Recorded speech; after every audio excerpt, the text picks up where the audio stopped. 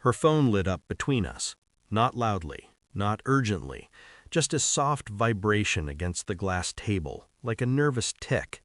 She didn't reach for it. That was the first crack.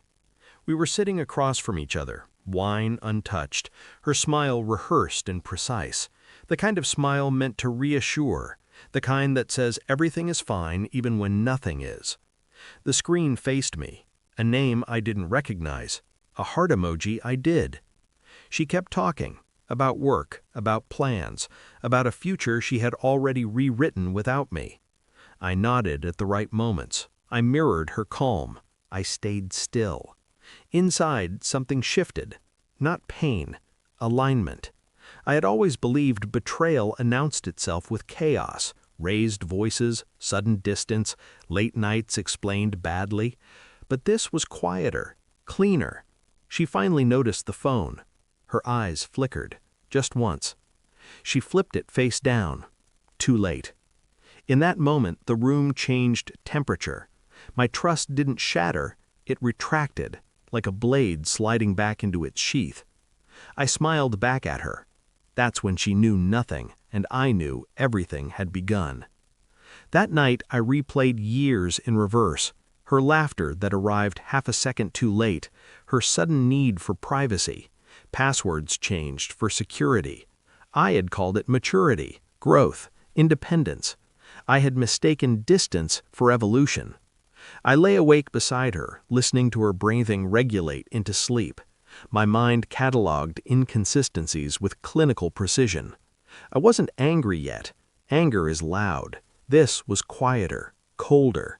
I didn't accuse. I didn't ask questions that would invite lies. I had learned people lie best when they feel interrogated. Instead, I watched. The way she angled her screen away from me, the way her smile arrived before her eyes, the way she touched me like a habit, not a choice. One night, I asked casually, "Who's Daniel?" She didn't flinch. That alone was impressive. "Coworker," she said. Immediate, smooth, no pause, no curiosity about why I asked. That answer told me more than any confession could. I felt something die then. Not love, assumption. And when assumptions die, clarity takes their place. I became invisible. That was my advantage. I synced cloud backups she forgot existed, reviewed call logs she assumed were erased, watched patterns form, times, locations, gaps. I didn't rush. Truth reveals itself best when unhurried. She kissed me before leaving the house, texted him before reaching the car. I memorized her routine, then his. I watched her lie with surgical elegance. I admired it, briefly. Deception requires intelligence, commitment, but so does dismantling it. I ordered a DNA test under the guise of health curiosity, framed it as future planning. She laughed and agreed, unaware she had already lost. While waiting, I rehearsed calm. I imagined confrontation and discarded it. Confrontation gives the guilty control. They cry, deflect, perform remorse. I wanted silence. I wanted wait. The results arrived on a Tuesday. I didn't open them immediately. Power is knowing and choosing when to let others feel it. I opened the report alone. Black text, white background, absolute. The child wasn't mine. There it was, clinical, indisputable. I didn't react. No shaking, no dizziness, just confirmation. That night, I placed the envelope on the table between us. She noticed it immediately. Guilt sharpens perception. "What's that?" she asked. "Read it," I said. My voice was even, detached, almost kind.